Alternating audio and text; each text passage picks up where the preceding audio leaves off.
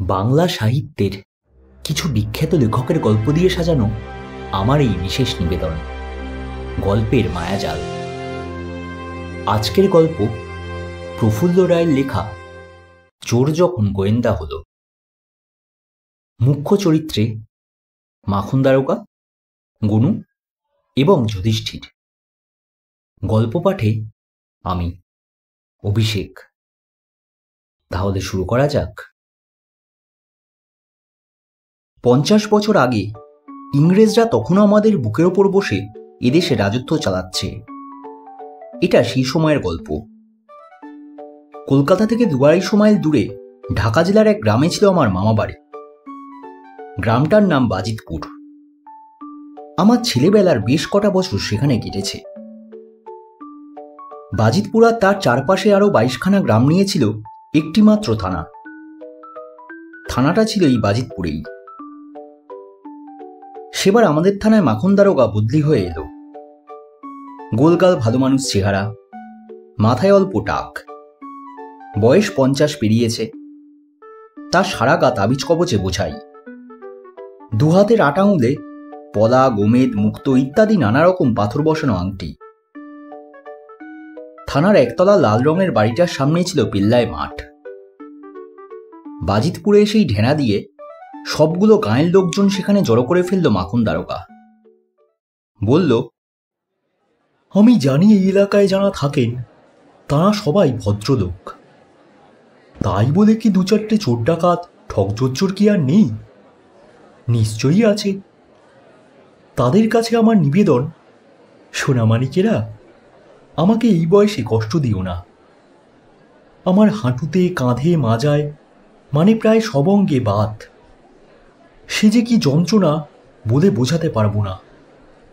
দৌড়ঝাঁপ করতে পারি না। আর মোটে কবছর চাকরি আছে। তোমরা যদি ঝঞ্ঝাট করো, চাকরিটা নির্ঘাত খোয়াতে হবে। ছেলেপুলে নিয়ে পথে বসবো।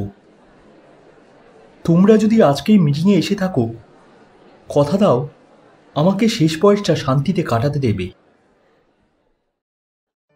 ভিড়ের ভেতর যুধিষ্ঠির আর তার দলবলও ছিল। যুধিষ্ঠির হলো এই অঞ্চলে সবচাইতে রাগসাইটে চোর। তার হাতের কাজ অতি সূক্ষ্ম। অন্যের মালপত্র যখন সে সরায় কেউ টেরটি পায় না। তার লাইনের আর যারা আছে তারা তার সাগরেদ মাত্র। আসলে যুধিষ্ঠির হলো এখানকার চোরেদের রাজ চক্রবর্তী। যুধিষ্ঠির তার 7 অ্যাপ্রেন্টিস নিয়ে উঠে দাঁড়ায়। তার বয়স 40-42। বোতলের মতো লম্বা মুখ, ঢ্যাঙা, বিজায় কালো, চোখ দুটো গোলগাল, উঁচু কপাল, মাথার মাঝখান দিয়ে সিঁথি, হারমোনিয়ামের রিডের মতো বড় বড় দাঁত, পরনে নীল পাজামা আর লাল ফুল শার্ট।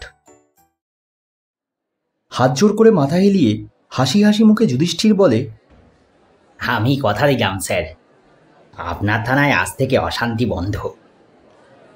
মাখন দারোগা বেশ অবাক হয়ে গিয়েছিল। বলে, তুমি কে?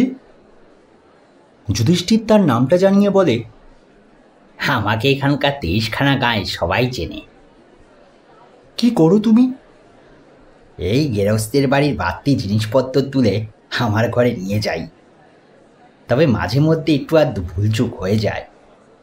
আধারে হয়তো 2-1খানা সোনার গয়নাই নিয়ে গেলাম, এই আর কি। জনতা সমস্বরে এই সময় চেঁচিয়ে ওঠে, যুধিষ্ঠির স্যার, নাম করা চোর। এতক্ষণে ব্যাপারটা যেন খানিকখানি কাজ করতে পারে মাখন দারোগা। হেসে হেসে যুধিষ্ঠিরকে বলে, হো, তাই বলো। তা আমার জন্য চুরি ছেড়ে দিচ্ছ? আরও নুয়ে পড়ে মাটিতে প্রায় মিশে যেতে যেতে যুধিষ্ঠির বলে, তাই কখনো পারি স্যার? ছেলেপুলে আছে, মা আছে, বউ আছে।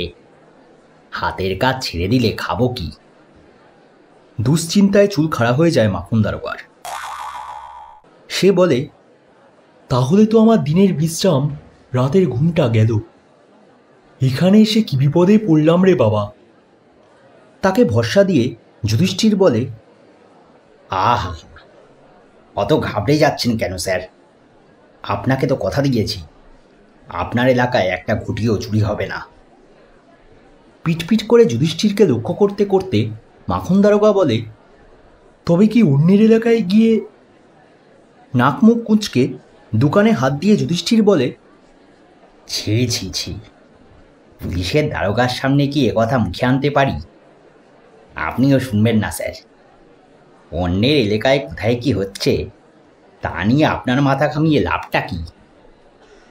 ঠিকই তো, যেখানে ঝামেলা হবে সেখানকার লোকজন বুঝবে, আমার তাতে কি? আপনি নিশ্চিন্ত থাকুন স্যার, আপনার কোনো অশান্তি হবে না। বাঁচালে। বলতে বলতে আবার উদ্বিগ্ন হয়ে পড়ে মাখন দারোগা। কিন্তু যুধিষ্ঠির জিজ্ঞেস করে, কি?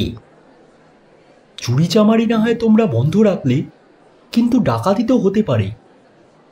আপনার বরাতটা খুব ভালো স্যার। আমাদের এই 23খানা গাঁয়ে একটাও ডাকাত নেই। আমার কথা বিশ্বাস না হলে এই বাবুমশাইদের জিজ্ঞেস করুন। বলে ভিড়ের দিকে আঙুল বাড়িয়ে দেয় যুধিষ্ঠির। জনতা জানিয়ে দেয় যুধিষ্ঠির যা বলছে তার একটা শব্দ মিথ্যে নয়। মাখন দারোগা বলে, তারপরেও একটা কথা থেকে যাচ্ছে। যুধিষ্ঠির জিজ্ঞেস করে, কি সেটা? তোমরা কেউ কিছু করলে না, কিন্তু বাইরে থেকে উটকো কেউ এসে তো ঝামেলা পাকাতেই পারে। তা পারে। তখন একটু চিন্তা করে যুধিষ্ঠির বলে, আপনি যখন আমার ওপর এত নির্ভর করেছেন, তখন আপনার দিকটা তো দেখতে হবে। কেউ অশান্তি করতে এলে আমার দলবলারা আমি তাকে ছাড়ব না। পাকা কথা তো? নিশ্চয়ই। মর্দ কা বাত হাতি কা দাঁত। মাখন দারোগা বাজিতপুরে আসার পর 6 মাস কেটে গেল। যুধিষ্ঠির কথা রেখেছিল। এই এলাকার কোনো গেরস্তর বাড়ি থেকে একটা কুটোও চুরি যায়নি। মাখন দারোগা এবং তার কনস্টেবলরা পরমানন্দে দুপুরে আর রাত্রিরে ঘুমিয়ে ঘুমিয়ে কাটিয়ে দিল। কিন্তু একটানা শান্তি বলে কিছু নেই। ঠিক 6 মাস বাদে 1 সপ্তাহের ভিতরে অঞ্চলে 4-4টে বাড়িতে ডাকাতি হয়ে গেল। ডাকাতরা 4 গেরস্ত বাড়ির 7 জনকে জখম করেছে। টাকা পয়সা, গয়নাকাটি, বাসনকোসন, জামা কাপড় সব লুটে পুটে নিয়ে গেছে। তার ফলটা হলো এই, মাখন দারোগার প্রাণে সুখ বলে আর কিছু রইল না। খুবই দিশেহারা হয়ে পড়ল সে। বাতের ব্যথাটা 10 গুণ বেড়ে উঠল। ডাকাতির মতো এমন বিচ্ছিরি ঘটনা ঘটে যাওয়ার পর কি করা উচিত যখন মাখন দারোগা ভাবছে, সেই সময় যুধিষ্ঠিরের কথা মনে পড়ে গেল। সে কথা দিয়েছিল এই এলাকার কাউকে ঝঞ্ঝাট পাকাতে দেবে না। তক্ষুনি যুধিষ্ঠিরকে ডাকিয়ে এনে মাখন দারোগা করুণ সুরে বলে, ডাকাতগুলো কি বজ্জাত বলো দেখি, মানুষকে এমন বিপদে কেউ ফেলে? আমি এবার গেলাম। যুধিষ্ঠির গলায় সহানুভূতি মাখিয়ে বলে, অত ভেঙে পড়বেন না স্যার। মাখন দারোগা বলে, ডাকাতি করলি, তা আমার এলাকায় কেন বাবা? অন্য জায়গা কি এত বড় বাংলাদেশে আর ছিল না? একটু থেমে বলে, ডাকাতি যখন হয়েছে তখন ডাকাত ধরতেই হবে, নইলে এই শেষ বয়সে চাকরিটা নিয়ে টানাটানি পড়ে যাবে। মাথা নেড়ে নেড়ে যুধিষ্ঠির বলে, তা তো বটেই। কিন্তু আমার গাঁটে গাঁটে যে বাত, তা তো তুমি জানোই। আমার কনস্টেবলগুলো আমার মতোই বেতরোগী। তাদের সরু সরু লিকলিকে পা, জ্বালার মতো পেট। ওরা কি পারে ডাকাত ধরতে? এটা খুব ভাবনার কথা হলো। ডাকাত না ধরলে আপনার মান সম্মান যে থাকবে না। যুধিষ্ঠিরের দুহাত ধরে মাখন দারোগা এবার বলে, তুমি কথা দিয়েছিলে আমার এখানে অশান্তি করে কেউ পার পাবে না। একটা কিছু ব্যবস্থা করো। যুধিষ্ঠির একটু চিন্তা করে বলে, তা তো করতেই হবে। ঠিক আছে, ডাকাত ধরার দায়িত্বটা আমি নিলাম। তবে আপনাদেরও একটু আধটু সাহায্য করতে হবে। আমাদের থানার হাল তো জানোই, খুব বেশি কিছু আশা করো না। যে 4 বাড়িতে ডাকাত পড়েছিল, যুধিষ্ঠির একে একে সেসব জায়গায় গিয়ে গেরস্তদের সঙ্গে দেখা করল। চার বাড়ির ছেলেরাই শহরে থেকে চাকরি বাকরি বা পড়াশোনা করে। ডাকাতরা রাত্রিরে দল বেঁধে এসে এই বাড়িগুলোতে চড়াও হয়। প্রতিটি বাড়ির যেসব ছেলেরা বাইরে থাকে তাদের মতো গলা করে গেরস্তদের ডেকেছে। তাই শুনে মা বাবারা মনে করেছে ছেলে বুঝি শহর থেকে এসেছে। যেই না দরজা খোলা অমনি রামদা বল্লম ছোড়াছুড়ি নিয়ে ডাকাতরা ভেতরে ঢুকে পড়েছে। যুধিষ্ঠির বুঝতে পারল যারা ডাকাতি করেছে তারাই গেরস্তদের নারী নক্ষত্রের খবর রাখে। অনেক দিন ধরে লক্ষ্য করে করে ছেলেদের গলার স্বর নকল করেছে। ডাকাতিগুলো এক গ্রামে হয়নি, হয়েছিল 4 গ্রামে। বাড়ির কর্তাদের জিজ্ঞেস করে জানা গেল ডাকাতির বেশ কিছুদিন আগে তারা নতুন চাকর রেখেছিল। তখন ছেলেদের গরমের ছুটি পড়েছে, শহর থেকে তারা বাড়ি এসেছে।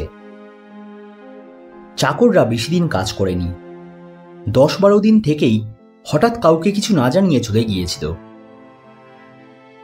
যুধিষ্ঠির জিজ্ঞেস করেছে, চাকরদের বয়স কত? 4 গেরস্তই জানিয়েছে 40-42। দেখতে কেমন? 4 জন কর্তাই এবার চেহারার যা বর্ণনা দিয়েছে তাতে বোঝা গিয়েছিল 4টে আলাদা আলাদা চাকর 4 বাড়িতে কাজ করেনি। একটা লোকই পালা করে ছুটির সময়টা 8-10 দিন ধরে 4 বাড়িতে কাজ জুটিয়ে ছেলেদের গলার স্বর নিজের গলায় তুলে নিয়েছে। লোকটা নিশ্চয়ই ডাকাত দলের একজন এবং তুখোর হরবোলা। আরও বোঝা গেল ডাকাতি করবে বলে দলটা অনেকদিন ধরেই আঁটখাঁট বেঁধে তৈরি হয়েছিল। যুধিষ্ঠির 4 বাড়িতে জিজ্ঞেস করেছে, লোকটার নাম কি? 4 বাড়ির কর্তা 4টে নাম বলেছে, ভোলা, শিবু, হারু আর ফটিক। তার মানে নাম পাল্টে পাল্টে লোকটা 4 জায়গায় কাজ করেছে। এই নামগুলো যে আসল নাম নয় সেটা ধরে ফেলতে অসুবিধা হয়নি যুধিষ্ঠিরের। সে এবার জানতে চেয়েছে লোকটার চেহারায় এমন কি কিছু আছে যা দেখলে চট করে তাকে চেনা যেতে পারে। 4 গেরস্তই বলেছে লোকটার ডান গালে একটা বড় সাইজের লাল জুরুল রয়েছে। বোঝা গিয়েছিল এই জুরুলটা নকল নয়। এই সব খবরাখবর নেবার পর নিজের 7 সাগরেদদের নিয়ে পরামর্শ করতে বসল যুধিষ্ঠির। শুধু বাজিতপুর থানা এলাকারই নয়, চারপাশে যেখানে যত চোর ডাকাত আছে তাদের সকলকে চোখে না দেখলেও তাদের কীর্তিকলাপ সম্বন্ধে অনেক কিছুই তার জানা। যুধিষ্ঠির জিজ্ঞেস করে, এই ডাকাতিগুলো কাদের কাজ বলে তোদের মনে হয়? তার 1 নম্বর সাগরেদ হল গনু। বয়স খুব বেশি নয়, 18-19। রোগা পটকা, ইঁদুরের মতো পাতলা সরু মুখ, চোখ গর্তে ঢোকানো, কথা বলার সময় কণ্ঠমণিটা ঘন ঘন ওঠানামা করে। চুরিবিদ্যায় খুবই ঝানু। বললে, আমাদের থানার 4 দিকে 4টে ডাকাতের দল রয়েছে। পূব দিকে রঘু মল্লিকের দল, পশ্চিমে জালাল শেখের দল, দক্ষিণে মতি সর্দার আর উত্তরে জগা ঘোষের দল। এদের মধ্যে যে দলে লাল জুরুদুলা লোকটা রয়েছে ডাকাতিগুলো তাদেরই কাজ। গনু যে খুবই তুখোর ছোকরা সেটা বরাবরই জানত যুধিষ্ঠির, কিন্তু তার মাথায় এতটা বুদ্ধি রয়েছে তা ভাবতে পারেনি। তারিফ করার ভঙ্গিতে তার পিঠ চাপড়ে দিয়ে বলে, সাবাস গনু, ঠিক বলেছিস। জরুদলার খোঁজ পেলেই বুঝতে পারবো কারা এগুলো করেছে। এরপর সাগরেদদের 4 দিকে 4 ডাকাত দলের, বিশেষ করে সেই জরুদলার সন্ধান আনার জন্য পাঠিয়ে দেয় যুধিষ্ঠির। তার আগে বারবার হুঁশিয়ার করে বলে, খুব সাবধান, ওরা টের পেলে ঘাট থেকে মুন্ডু নামিয়ে দেবে। যুধিষ্ঠিরের 7 সাগরেদের 4 জন নগা, হরু, ফকির আর বুধাই গিয়েছিল পূর্বে এবং পশ্চিমে। 2 দিন পর তারা এসে জানালো রঘু মল্লিক আর জালাল শেখের দল এ তল্লাটে নেই। মাসখানেক আগে তারা অনেক দূরে আলাদা আলাদা জায়গায় ডাকাতি করতে গেছে, কবে ফিরবে ঠিক নেই। যুধিষ্ঠিরের বাকি 3 সাগরেদের 2 জন মদন আর পানু গিয়েছিল দক্ষিণে। দিন 4 পর ওরা এসে খবর দিল মতি সর্দারের দলটা কোথাও যায়নি, তাদের ঘাঁটিতেই রয়েছে। তবে এই দলে জুরুদলা কেউ নেই। মোক্ষম খবরটা এলো দিন 7 বাদে। গনু গিয়েছিল উত্তরে। সে এসে যা বলল তা এইরকম। উত্তর দিকে বাজিতপুর থানার এলাকা যেখানে শেষ হয়েছে তার ঠিক পরেই একটা মরা নদী।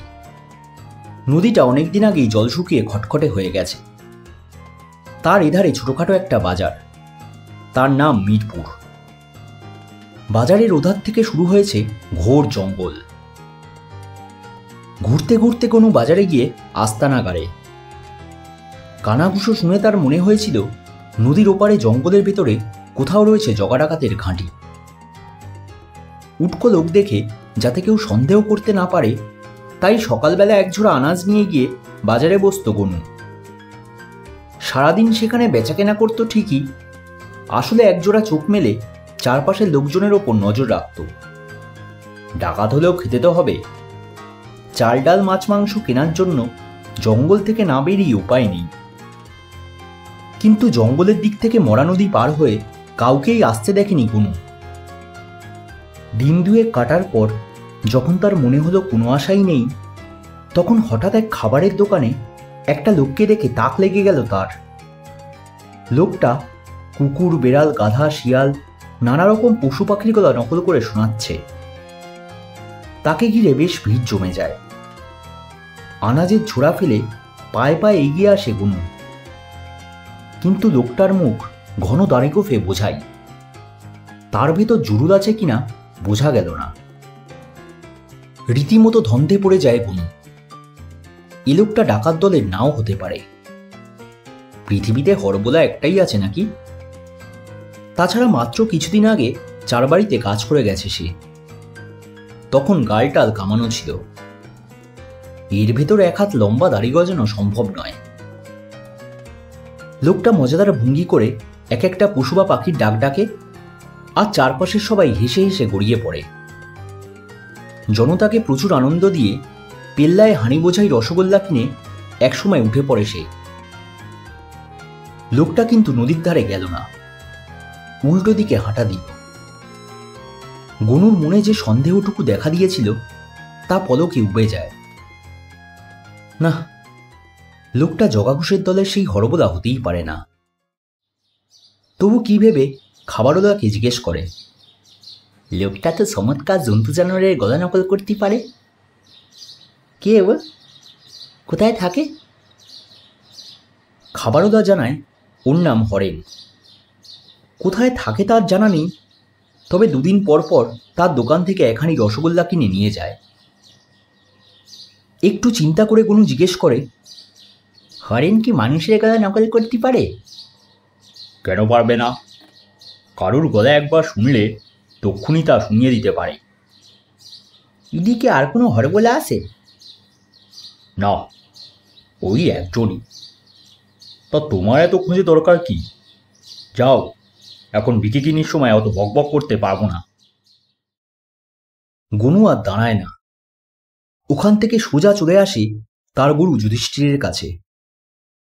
সব জানিয়ে জিজ্ঞেস করে, এখন কি করবো বলো?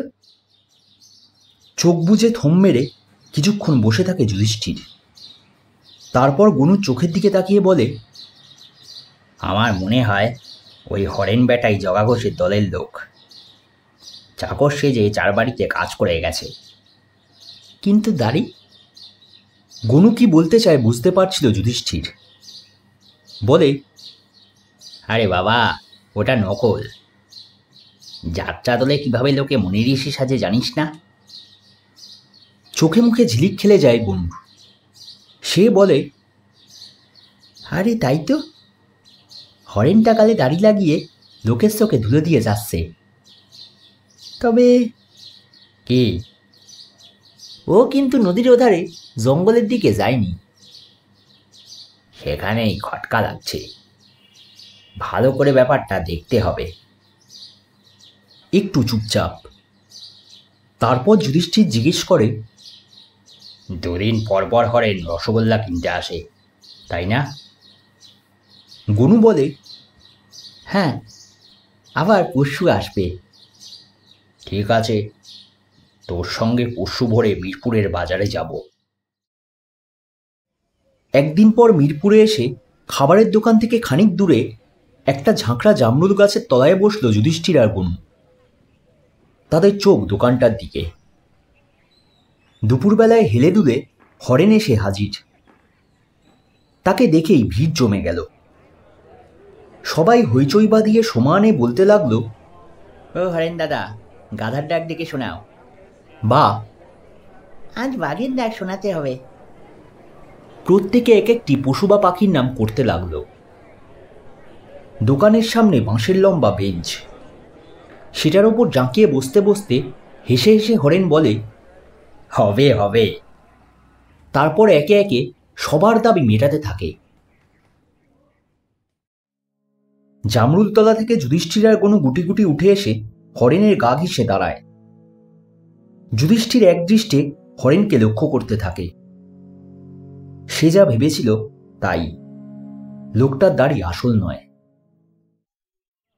জন্তু জানোয়ারের ডাক ডাকতে ডাকতে বেলা হেলে যায়। তখন তরাক করে উঠে দাঁড়িয়ে হরেন বলে, আজ আর নয়, এখন আমাকে ফিরতে হবে। হাঁড়ি ভর্তি রসগোল্লা কিনে হাঁড়িটা ঝুলিয়ে বাজারের ভিতর চলে আসে সে। সেখান থেকে কেনে এক পেল্লায় কাতলা মাছ। তারপর নদীর উল্টো দিকে হাঁটতে শুরু করে। যুধিষ্ঠির আর গনু জোকের মতন পিছনে লেগে থাকে। বাজারটা ছাড়ালেই কাঁচা রাস্তার দুধারে উঁচু উঁচু গাছ। এর জন্য সুবিধেটাই হলো যুধিষ্ঠিরদের। গাছের আড়ালে আড়ালে থেকে হরেনের ওপর নজর রাখতে পারল। হরেন বেশ ঝানু লোক। খানিকটা যায় আর পিছন ফিরে তাকায়। কেউ পিছু নিয়েছে বলে হয়তো তার সন্দেহ হয়েছে। কিন্তু যুধিষ্ঠিররা গাছের পিছনে থাকায় তাদের দেখতে পায় না। মাইল খানেক এইভাবে চলার পর মরা নদীটা যেখানে ধনুকের মতো বেঁকে দক্ষিণে ঘুরে গেছে, সেখানে এসে চারপাশ ভালো করে দেখে নেয় হরেন। তারপর টুক করে শুকনো নদী পেরিয়ে ওপারের জঙ্গলের দিকে পা বাড়ায়। যুধিষ্ঠির আর গনু একটা ঝাঁকড়া বটগাছের পিছনে দাঁড়িয়ে হরেনকে লক্ষ্য করছিল। তারা বুঝতে পারছিল লোকজনকে ধোঁকা দেবার জন্য বাজারের উল্টো দিকে নদী পেরোয় না হরেন। 1 মাইল ঘুরে এই নিরালা জায়গায় এসে পার হয়।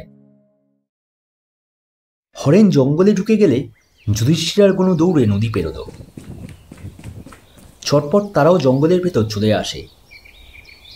এখানে প্রচুর ঝোপঝাড়, গাছপালাও খুব ঘন। তবে একটা অসুবিধে, নিচে যদ্দূর চোখ যায় আধ হাত পুরো শুকনো পাতা পড়ে আছে।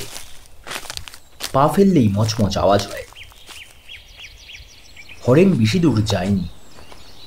ঝোপঝাড় আর বড় বড় গাছের পেছন থেকে তার উপরে লক্ষ্য রাখতে রাখতে খুব সতর্কভাবে এগোয় যুধিষ্ঠির আর গনু। শুকনো পাতায় নিজের পায়ের শব্দ তো হচ্ছিলই, আরও দুজোড়া পায়ের আওয়াজ কানে আসতেই থমকে দাঁড়ায় হরেন। এধারে ওধারে তাকাতে থাকে। সে থামতেই যুধিষ্ঠির একটা বড় ঝোপের পিছনে দাঁড়িয়ে পড়ে। হরেন কাউকেই দেখতে না পেয়ে বিড়বিড় করে, নিশ্চয়ই শেয়াল কি খরগোশ টরগোশ হবে। এই জঙ্গলে কি আর মরতে আসবে। তারপর বলে, গাল দুটো বড্ড কুটকুট করছে। বলতে বলতে একটানে দাড়িটা খুলে ফেলে। আর তখনই ডান গালের লাল চুলটা বেরিয়ে পড়ে। ঝোপের আড়ালে দাঁড়িয়ে যুধিষ্ঠির গনুর দিকে তাকিয়ে চোখ টেপে। অর্থাৎ আসল লোক চিনতে তার ভুল হয়নি। হরেনের এক হাতে এখন রসগোল্লার হাঁড়ি আর দাড়ি, অন্য হাতে কাতলা মাছ। সে আবার চলতে শুরু করে। কাজেই যুধিষ্ঠিররাও তার সঙ্গে তাল মিলিয়ে হাঁটতে থাকে। অনেকক্ষণ পর হরেন যেখানে এসে থামে, গাছপালা কেটে বেশ খানিকটা জায়গা সাফ করে 15-20টা টিনের ঘর তোলা হয়েছে। 100 গজ দূরে একটা প্রকাণ্ড বটগাছের গুড়ির পিছন থেকে যুধিষ্ঠির আর কোনো কালো কুচকুচে বিশাল চেহারার 20-22টা লোককে ওখানে দেখতে পায়। কজন বসে বসে গল্প করছে, কজন মালকোঁচা মেরে লাঠি খেলছে, কজন রামদার খাঁড়ায় শান দিচ্ছে। এদের ভেতর সবচেয়ে ভয়ঙ্কর, সবচেয়ে জোয়ান যে লোকটা, সে বসে আছে একটা খাটিয়ায়। তার গোঁফ দুদিকে 3বার পাক খেয়ে ঝুলে পড়েছে। কাঁধ পর্যন্ত কোঁকড়া কোঁকড়া বাবরি চুল, বুকটা কম করে 50 ইঞ্চি, কপালে গোলা সিঁদুরের মতো টিপ, চোখ দুটো লাল টকটকে। সেই যে দলের সর্দার জগা ঘোষ, তা বলে না দিলেও চলে। যুধিষ্ঠির গনুর কানের কাছে মুখ এনে ফিসফিস করে, বেটাদের আস্তানাটা দেখে গেলাম, চল এবার ফিরে যাই। জঙ্গল থেকে বেরিয়ে সোজা দুজনে বাজিতপুর থানায় চলে আসে। ওদের দেখে মাখন দারোগা প্রায় লাফিয়ে উঠে নিজের চুল ছিঁড়তে ছিঁড়তে বলে, 7-8 দিন ধরে তোমাদের কোনো পাত্তা নেই। কোথায় ছিলে তোমরা? ডাকাত ধরার কি হলো? জানো, উপর থেকে কর্তারা তাড়া দিয়ে দিয়ে আমার জান বের করে দিচ্ছে। মাখন দারোগার সরু গলার চিৎকার আর থামতেই চায় না। অনেক কষ্টে তাকে চুপ করিয়ে যুধিষ্ঠির বলে, ডাকাতদের ঘাঁটি খুঁজে বের করেছি স্যার। বার করেছো তো ধরনি কেন? মাখন দারোগা আবার হইচই জুড়ে দেয়। স্যার, চোর হয়ে ডাকাত ধরা কি সম্ভব? লোকে শুনলে কি বলবে? তাহলে উপায়? ওদের আপনাকেই ধরতে হবে। মাখন দারোগা আঁতকে ওঠে, বলে, জানো আমি কত দুর্বল লোক। ডেঙ্গুতে মরমরো হয়ে গিয়েছিলাম, তার উপর গিটে বাত, বুক ধরফরানি। ডাকাত ধরতে গেলে আমি কি আর বাঁচব? যুধিষ্ঠির বলে, বাঁচবেন বাঁচবেন, একবার চেষ্টা করে দেখুন না। অনেক টানা হেঁচড়ার পর শেষ পর্যন্ত রাজি হলো মাখন দারোগা। কিভাবে জগা ঘোষের দলটাকে ধরা হবে তার একটা ছক কষে দিল যুধিষ্ঠির। বাজিতপুর তো বটেই, চারপাশে যত থানা আছে সব জায়গা থেকে বন্দুকওয়ালা কনস্টেবলদের নিয়ে জঙ্গল ঘেরাও করা হবে। ডাকাতরা যদি ধরা দিতে না চায়, চারদিক থেকে সমানে গুলি চালানো হবে। দিন 2 বাদে যুধিষ্ঠিরের ছক অনুযায়ী 200 কনস্টেবল জঙ্গল ঘেরাও করল। তাদের কমান্ডার ইন চিফ হয়ে ঘোড়ায় চেপে গিয়েছিল মাখন দারোগা। তবে সে সামনের দিকে থাকেনি। কনস্টেবলদের 300 গজ পিছনে ঘোড়ার পিঠে বসে ঠকঠক করে কাঁপছিল। একটু বেগতিক দেখলেই বাহনের মুখ ঘুরিয়ে থানার দিকে চম্পট দেবে। পালাতে অবশ্য তাকে হয়নি, কেননা লাঠি বা রামদা নিয়ে তো বন্দুকের সঙ্গে লড়া যায় না। তাই ডাকাতেরা একে একে ধরা দিয়েছিল। জগা ঘোষের দলটাকে ধরার ফলে মাখন দারোগার নাম দিকে দিকে ছড়িয়ে পড়ে। ব্রিটিশ গভর্নমেন্ট ঠিক করল তাকে বিরাট কিছু পুরস্কার দেবে। মাসখানেক পর বাজিতপুর থানার সামনে মস্ত প্যান্ডেল খাটানো হলো। ঢেঁড়া পিটিয়ে তার আগেই চারপাশের লোকজনকে জানানো হয়েছে পরে রবিবার যেন সবাই প্যান্ডেলে জড়ো হয়। মাখন দারোগাকে সেখানে পুরস্কার দেওয়া হবে।